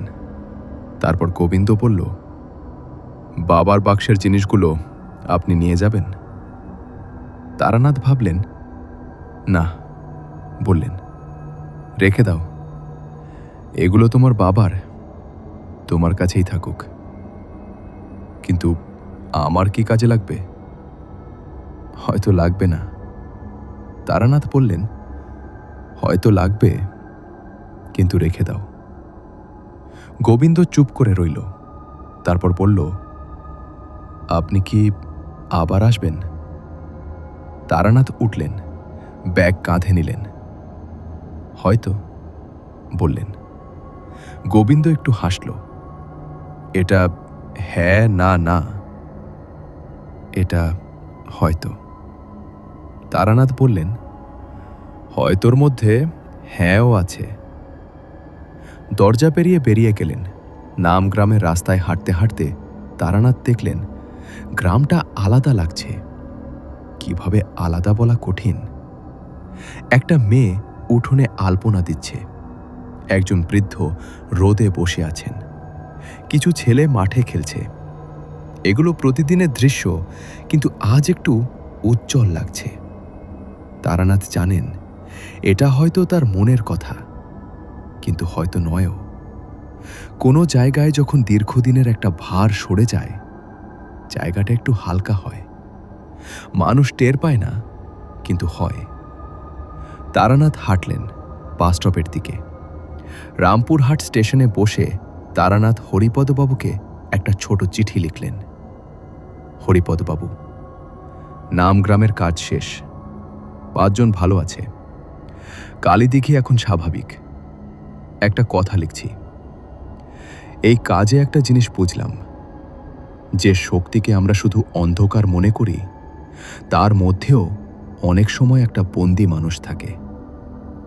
সেই মানুষটাকে খুঁজে বের করতে পারলে অনেক কাজ সহজ হয়। শঙ্করানন্দ শেষ পর্যন্ত মাথা নামিয়েছিল 200 বছর পরে। তারানাথ চিঠি ভাঁজ করলেন। ট্রেন আসছে। দূরে হুইসেল। ট্রেনে উঠে জানালার ধারে বসলেন। নামগ্রাম পেছনে পড়ে যাচ্ছে। মাঠ শুরু হলো। শীতের মাঠ। রোদ উঠেছে, নরম শীতের রোদ। দূরে একটা দিঘি দেখা গেল, ছোট, পাশে কিছু গাছ। তারানাথ দেখলেন সাধারণ দিঘি। জলে রোদের আলো পড়েছে, চকচক করছে। তারানাথ চোখ বন্ধ করলেন। মনে পড়ল রামচরণের কথা। 19 বছর বয়স। সেই রাতে দিঘির কাছে গিয়েছিল, আর ফেরেনি। 200 বছর। এবং শেষমেশ মুক্ত। তারানাথ চোখ খুললেন। জানলা দিয়ে বাইরে তাকালেন। মাঠ যাচ্ছে, গ্রাম যাচ্ছে, গাছ যাচ্ছে, ট্রেন এগোচ্ছে। বিড়ি ধরালেন, ধোঁয়া ছাড়লেন। সামনে কলকাতা। হরিপদবাবুর কাছে আরও চিঠি অপেক্ষা করছে। আরও মানুষ, আরও গল্প। তারানাথ জানেন এগুলো শেষ হয় না, কিন্তু প্রতিটা গল্পের একটা শেষ আছে। এবং সেই শেষে বেশিরভাগ সময়ে একটু আলো থাকে, সেটুকুই যথেষ্ট। 3 সপ্তাহ পরে হরিপদবাবুর অফিস। তারানাথ বসেছেন, চা এসেছে। হরিপদবাবু বললেন, গোবিন্দ চিঠি লিখেছে। কি লিখেছে? লিখেছে, কালী দিঘিতে এবার পৌষ বন্দনা হয়েছে। হরিপদবাবু বললেন, গ্রামের সবাই মিলে 5 জনও ছিল। তারানাথ চায়ে চুমুক দিলেন, ভালো। আর লিখেছে, দিঘিতে এখন প্রচুর মাছ, গ্রামের জেলেরা খুশি। তারানাথ হাসলেন। আর একটা কথা লিখেছে। হরিপদবাবু একটু থামলেন। লিখেছে, পৌষ বন্দনার রাতে খাওয়া দাওয়ার পরে দিঘির পাড়ে বসেছিল সবাই। তখন হঠাৎ দিঘির জলে 5টা আলো দেখা গেছে, ছোট, নীলচে, একটু ভেসে তারপর মিলিয়ে গেছে। তারানাথ চুপ করে রইলেন। হরিপদবাবু বললেন, এটা কি ছিল? তারানাথ জানালার দিকে তাকালেন। বাইরে কলকাতার বিকেল, রাস্তায় ভিড়। বিদায়, তারানাথ বললেন। হরিপদবাবু চুপ করে রইলেন। তারানাথ উঠলেন। আর কোনো চিঠি? হরিপদবাবু একটু হাসলেন। আছে, তবে আজ নয়, কাল। কাল। তারানাথ পেরিয়ে গেলেন। বাইরে কলকাতার সন্ধে। তারানাথ হাঁটছেন, পকেটে সেই কালো পাথর। তারানাথ হাত দিলেন। পাথরটা ঠান্ডা, মসৃণ, স্বাভাবিক, আর গরম হচ্ছে না, আর জ্বলছে না, কাজ করছে না। পরীক্ষা অনেক পরে, না আর জ্বলছে না, কাজ শেষ। তারানাথ পাথরটা পকেটে রাখলেন, হাঁটতে থাকলেন। একটা চায়ের দোকান, বসলেন। চা এলো। পাশে একটা বাচ্চা বসে পড়ছে, পাঠ্য বই। তারানাথ চায়ে চুমুক দিলেন। দূরে কোথাও একটা পাখি ডাকছে। শীতের বিকেল, কলকাতার রাস্তায় মানুষ যাচ্ছে আসছে। সবার নিজের গল্প আছে। বেশিরভাগ গল্পে কোনো অলৌকিক নেই, কিন্তু কিছু গল্পে আছে। সেই গল্পগুলোর জন্য তারানাথ আছেন। চা শেষ করলেন, উঠলেন, হাঁটতে শুরু করলেন। কলকাতার সন্ধে এগিয়ে আসছে, আলো জ্বলছে।